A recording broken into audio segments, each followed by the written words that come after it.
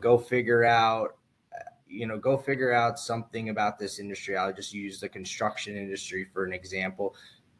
Let's go figure out what drives this industry. And it could be something so vague. And that's what we mean by being resourceful, is like the analyst to really sit back and think about it. Okay, I'm in the construction industry. What are things I should care about? Home starts, to figure out how many new constructions, how does interest rates impact this environment, right? So we don't always say, go look at X, Y, and Z. It could be more of a bigger picture. Hey, go figure out what's the driver of this industry. And so we want somebody that's resourceful and can actually give it their own thought and pave their own way on what the feedback to me should look like. Right. And do you have interns there now? We've had interns the past 2 summers, but quite honestly, they've really just been family friends of our managing partner, and so we haven't really had like a formal internship program. And at the time we weren't really open to hiring right out of school, so it was more of a, here's an internship, you can get some experience, but we're not going to be able to hire you at the end of the day. Right. So this is really the inaugural year, right? The students that actually get to start this program can really set the platform for the next students to come. And we all know, like, I mean, on the job description, it says has no task too big or too small mentality. That's UConn, right? I mean, UConn students are always described as having grit. They get in there, do the job. Yeah. Want to get the fingers dirty. I agree. And I mean, coming from, like, obviously I love the school. It's a great school, but when you're out in the real world, you're competing against people, especially in this industry, that are from Ivy Leagues. And so how have I been able to, differentiate myself from them? And it's really trying to think outside of the box and quite honestly outwork people. Not everybody has like a strong work ethic. I've realized that in this world, and especially the people that are coming from Ivy League schools, they just sort of naturally think that they can take shortcuts, and they're so smart that they can get away with it. And what I realize is people actually appreciate the effort and hard work that you put into things. So, that was one of the ways that I was able to compete and stay relevant versus people that might have came from Ivy League schools. And so that's the point of putting that on the resume, is it's really up to you to go in there and really impress people. Right. So for the more technical side of the skills in the interview, I'm assuming the first one is either a phone or a video interview. Yeah, we'll probably do video interview. Okay. And then, like, what kind of technical questions do they do? So is it more about like the typical behavioral interview, but then drilling into some of the more detailed financial modeling, walking through a case? Yeah. I think, I think having some understanding of accounting is important, but I am understanding that a lot of people don't really start getting into their finance classes until senior year. But I do think understanding how things flow through the financial statements would be important. So, like, for example, one common question that was popular when I was interviewing, and still popular today, is, if depreciation increased by $10, how does that impact the 3 financial statements? So anybody listening to this, if you get interviewed, I will ask you that, so you can look it up, people. There's your head start. So like things like that. Here, as the other thing I would say is, here, because we're a private debt firm, what we care about is making sure that the companies that we invest in can generate enough cash to pay us back. So we are very focused on not necessarily growth and is this going to be, grow to the moon. We're more focused on, is this company stable enough? Do they have a good enough competitive advantage where the cash flows that they're generating now will be sustainable and that will be enough to repay our loan at the end of the day? And so where we focus a lot is what's called cash flow modeling. And it's not necessarily like building out three financial statements. It's really about how do you get from revenue down to the free cash flow? Because at the end of the day, that's what we as lenders are gonna, we have a lien on that, and that's what we're gonna start capturing to repay our balance. So, understanding how to get from revenue or EBITDA actually to free cash flow on a levered and unlevered basis would be something something important that we would care about. So you'd want to be able to be conversational about that and walk the candidate's got to be able to at least walk you through that. Yes. So if I was like, hey, uh, how do you get from EBITDA down to free cash flow? That would be something that if somebody was able to do that, that would mean that I know that they have an understanding for Mm-hmm. one, the importance to us on why cash flow is important, and then B, just understands how to bridge that. Okay. And one of the things that we were talking about is that when you've invited students to send you their resume, what kind of information experiences are you going to be looking for on the resume? I think like involvement in the school, Mm-hmm. school of business, and even outside of the school of business. Obviously, the more involvement when things we put on the job description of just really paving your own way, being resourceful. We Mm-hmm. want people that take initiative and are proactive, and so I want to see like some of those things come across. So if you join three clubs, I know that you're applying yourself and you're really putting effort into it, and I think that will translate into how you perform in this role. Okay. So that would be really, and it doesn't really need to be finance specific, but just a lot of involvement, because like what we don't want is people that just go to their classes, go home, and don't really do anything else beyond what they're asked to do. We Mm-hmm. want to see people go above and beyond, and I think just the amount of involvement in clubs is a way to suss that out. Right. And at the end of the day, it's somebody you're going to be sitting next to and working together with all day long, right? So if it's somebody who's doing a part-time job and a club and academics, those are all the kind of things that show that you can be versatile, adaptable, and be able to show that type of involvement. So I do want to give one opportunity here because I see that there's a question. So Saif, do you want to unmute yourself and ask the question? Sure. You spoke about taking over a company when they go under, and on the website it says that you guys provide collateralized debt. So in that case, are you guys taking over the company, or are you helping it come back afloat, like in terms of their cash flows? Yeah, so I think it's more the former, where the private equity fund bought this company, they own it, and we're the lender on that. Mm-hmm. And so what happens is we have covenants in place. So our world is based on leverage, which leverage is just how much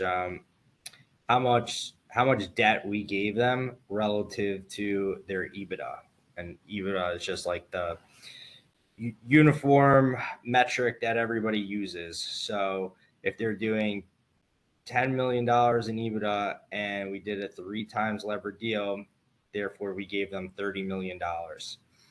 And because of that, we give them, there's covenants in the agreement saying that we gave you 3 times of leverage at closing.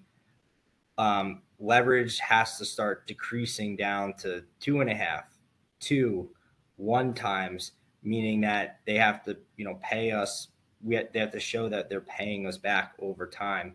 And so what ends up happening is they start underperforming, and EBITDA was 10 million at closing, but they're doing very poorly, and now EBITDA goes down to 5, right? And you now still have the same $30 million of debt outstanding.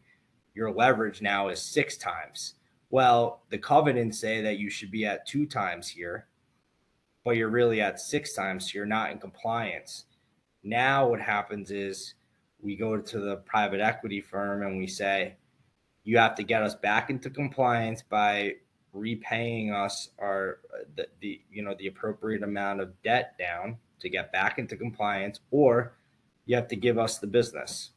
And it's not always as simple as that, where they're like, yeah, here you go, here's the business. There's a lot of legal fighting around it, but in a simple way, that effectively is what happens, is that we put in governors to protect ourselves. So if the company is underperforming, we can step in there and take over the company. And depending on what the issues are, we can replace the management team. We can sell assets to get our investment back. So we have all these different methods for doing that. But at the end of the day, we don't want to take companies over. But if they underperform, that's effectively one mechanism of how we'll do it. So it's kind of similar to like an amortized bond in some like sense, right? I wouldn't say like an amortized bond. I would just say that there's certain parameters that come with our loan, and I just use the example of them having to pay us down. There's other parameters, and any time that they become not in compliance with the agreement that we set forth on day one, we have our right to take over the business. But you don't just they don't just like miss a covenant and you're like, all right, it's ours. There's a lot of negotiating and working with the private equity fund, because at the end of the day, we don't want to be the owners of the business. We just want to get our money back. So a lot of the times we'll try to work with them, and it's the last resort. I would say, just on your amortization question, a lot of the deals that we're doing now are not very, there's not a big amortization schedule. It's like usually 1% a year. So it's very de minimis, but the real governor is the leverage covenant. And usually where they trip that is if their EBITDA declines very significantly, meaning that they're just over levered. That's usually the number one reason for us getting uncomfortable and taking action. Thank you. No problem. So Joey, if you were going to give somebody some advice as to how to do some research on the firm before they apply, right? I mean, there's the website, there's the Wall Street Journal. The company started right before, the last economic challenges that were happening. Where would you tell them to like learn enough about the company to be able to be conversant in their interview? Yeah. I would say that we're a little bit of an easier private debt fund to research, because we have 2 funds that are actually publicly traded. Mm-hmm. And with that, we have to file our own 10Qs and 10Ks that give a ton of information about the kind of loans and deals that we're doing. And then with that, there's earnings calls that our managing partner does every quarter. So you can listen into that to get a feel for some of the trends in our market. So things are publicly available, so I would probably start there. I mean, and that's one of the reasons why we love to do these virtual Career Tuesdays, is because sometimes it just takes one little moment like that where somebody like you in your position says, here, look it up. Here's a way to look it up. Here's some really good insight to find out before you don't go into the interview without doing your research. And that's a wonderful way to do it. Yeah. So knowing there's those 2 publicly traded ones. So Nathan, and looks like there's a couple students on. Don't want to put anybody on the spot, but if you want to Did I hear a hello? Yeah, that's me. I'm Nathan. All right, And Nathan, do you want to unmute? Or, I mean, there you go. Did you want to ask a question, Joey? Joey? To Joey. Oh. Oh yeah. Yeah, so I know this is like the first time that you'll be having interns like formally. And so I'd say like what do you think the day-to-day activities would look like for an intern? I'd say it's going to be a little bit of a training in the beginning, maybe for 2 weeks, potentially a week or 2 weeks of shadowing and asking questions. But then after that, I think it's going to be largely doing the same kind of role you would be doing as if you were a full time employee. Obviously, with way more guidance and oversight, but ideally we would like to have people start to, potentially build their own model. Or Hmm. we a big piece of our job is basically the biggest piece of our job is on the new deal side. When a new deal comes in, we read all the materials about it that we were given. We kind of do some of our own research outside of the materials we were given, and then we have to make a decision as a deal team, and our deal teams are usually 3 to 4 people. So you would get put on that deal team as the fourth or the fifth, and we would circle up and make a decision as to if we think this investment is a good investment and we should pursue it, or not for us, we don't really like it, and then on to the next one. So we do a little bit of work before coming up with that decision, but assuming that we like it, the rest of the week is spent preparing our internal investment committee memos. And that is going through all the materials and then summarizing it into our format, which is like business description. What are some of the key risks of this business? How do we think that we can mitigate some of these risks? What are some of the highlights, things that we like about the business?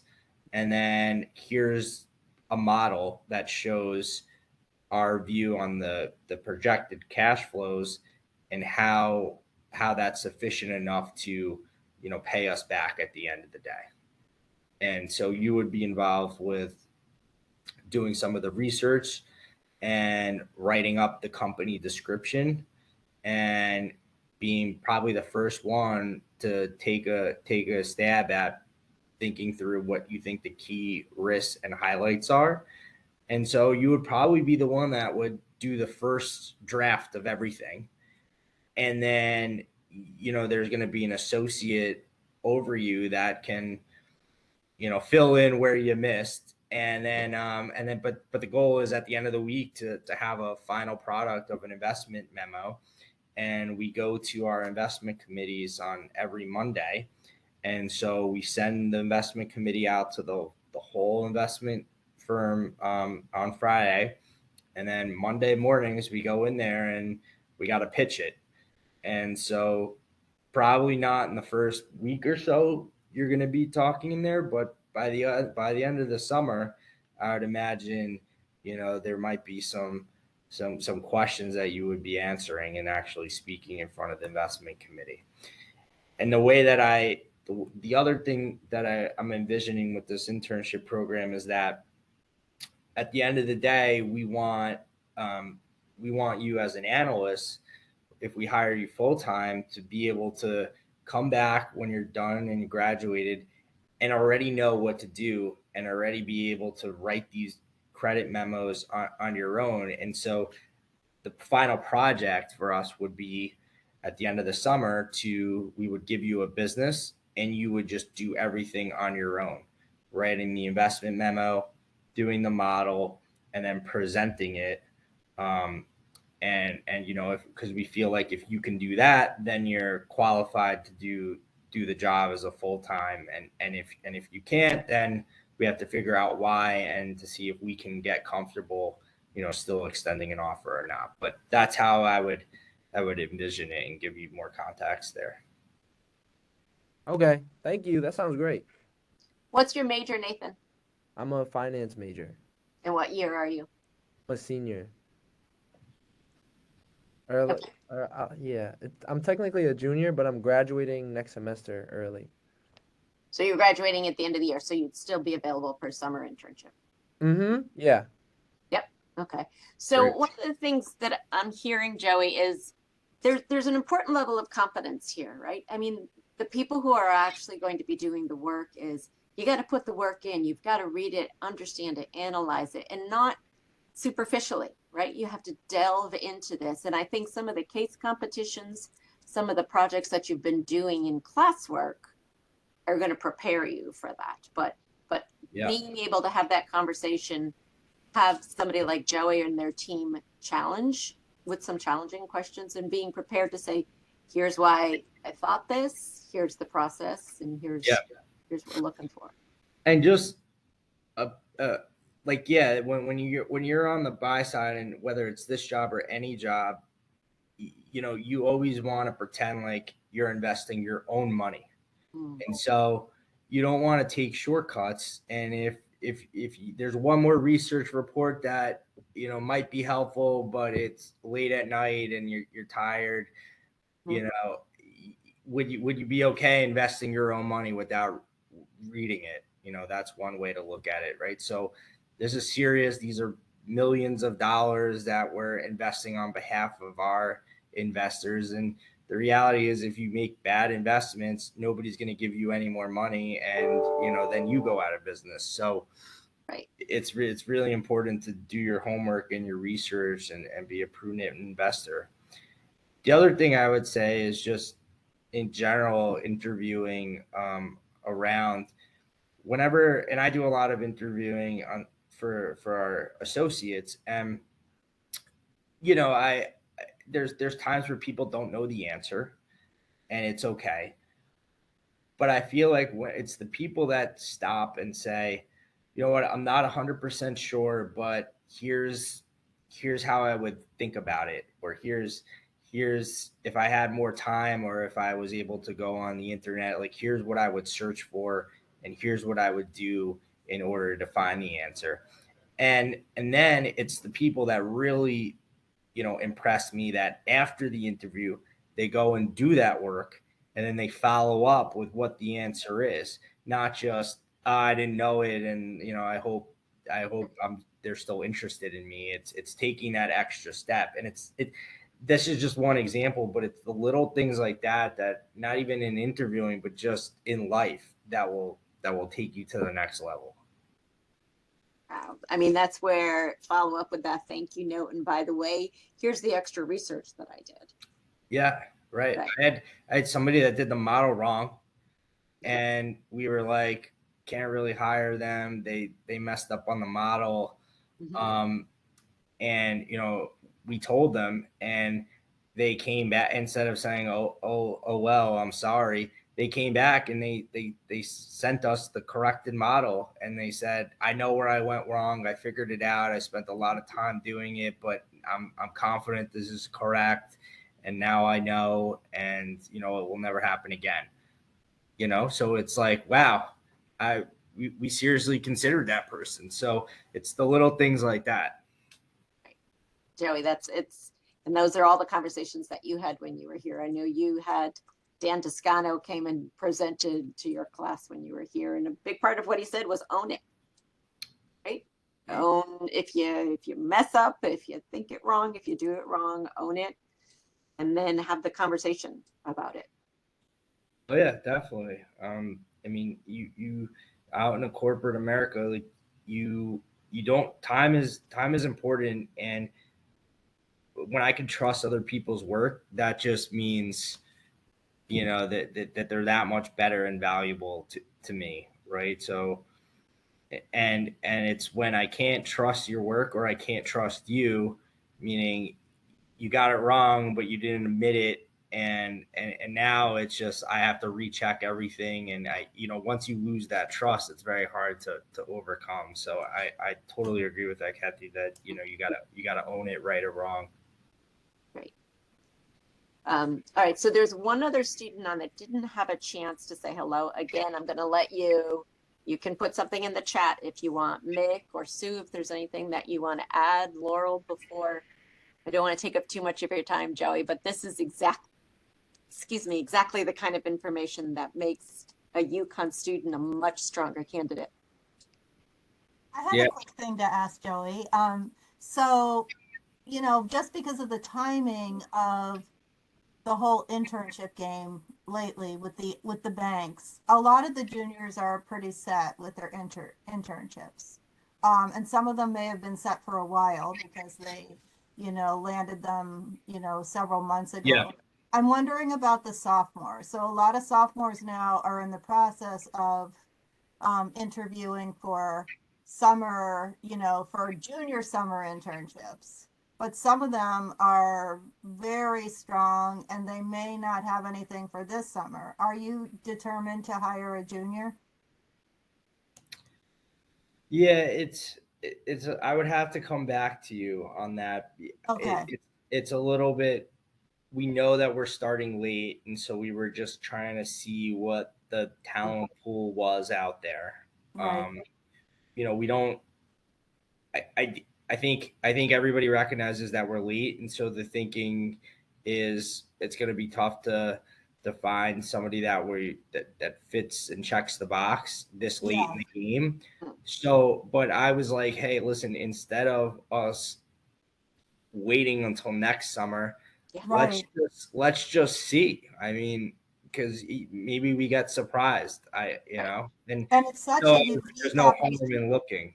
Yeah, and it's such a unique opportunity that I feel like, there are some juniors that may think they're set, but I feel like perhaps they are still looking, and this could be something that really piques their interest. And especially if, as an alum, if you're willing to speak with them or, answer any questions, I think that connection right there is huge. And, I think that everything that you've said today really echoes a lot of the things that the students are really looking for. And it seems like a terrific opportunity. And, unfortunately, I think that this timing today is not indicative of students' interest. I think it's just that there's a lot going on and they just came back from spring break and they're just trying to get back into the swing of things. So I do think that there will be tremendous interest, and I think it's so great that you're spending your time and you're trying to recruit a Husky in. That's fantastic. Yeah, absolutely. I mean, I would say that we're not exclusively looking at UConn. Everybody's got their schools and this and Yeah. that. So, my goal is to do this and almost tell people what to look for and how to prepare so that when UConn students have to go against other schools, Yeah. we're put in the best light. Yeah. And Joey, we sent the email out earlier today with the job description, with the way to contact you to apply. And there were hundreds of students who opened up the email. So to the point of, it's always tough to get somebody at that 4:00 time. So I think you'll be pleasantly surprised by the students that work really hard, keep their head down, and then start looking. So we've got some. Yeah. Yeah.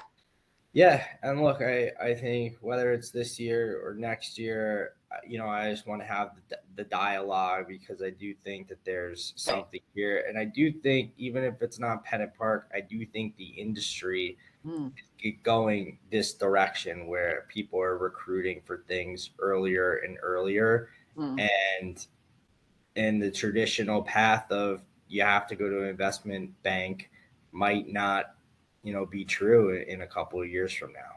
Yeah, that's exactly where we'd like to see it go. I wish it was like that when I was at 30 years of my life back. Right. All right. I have to hop off, Joey, but it's been so great to see you, and I'll follow up with you. And thank you, Kathy, and your team for planning this. It's awesome. Thanks for letting me know that it was going on today. And for the students, good luck with everything. And thanks so much. And I'll follow up, Joe. Okay, great seeing Thanks, you. Laurel. Good to see you too. Thank you. All right. Mick, anything on your side before we close off? No, it was really insightful, Joey. Thank you so much for the great insight. Considering your company, probably one thing I would ask is, I know there's additional locations and offices. Is this something that's going to actually happen throughout not only in the New York City office, but down in Miami. I'm sure some students would love some sunshine down in Florida.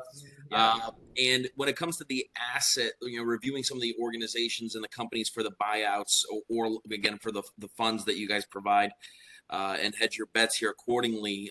Is the meetings held across the other offices locations, or is the strategy really honed in internal to one department within the company, like in New York or Miami, etc.? Yeah, great question. So to answer is the investment team is not based out of any one office. We have people. Basically, New York is our biggest office, but technically we're headquartered out of Miami, and so we're trying to scale the Miami office right now. So ideally, a candidate that is willing to move to Miami full time could be viewed as an advantage, but not a requirement. Got it. And as far as the summer internship goes, it could be both. You could do a couple of weeks in New York, a couple of weeks in Miami.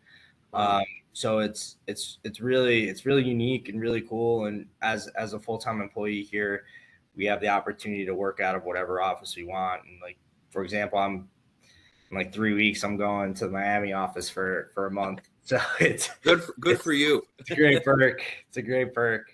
So That's awesome. yeah. Nathan, it looks like you're trying to say something. No, I was just laughing, but yeah, thank you, Joey, and thank you, Kathy, for this meeting. Mm-hmm. Giving me your time. Okay, and make sure that you look at that. The email went out at 10 o'clock this morning with the full job description and the details. Joey, because it's your private email, I'm not going to put it here on the link, but it is in the job description, and we'll share that through the job posting. Great. All right. So All right, guys. Thank you so much for inviting me and helping me find people. Really appreciate it. And it's always great to reconnect with everybody. All right. Thank you. I'm going to stop Joey. recording now. Thank you.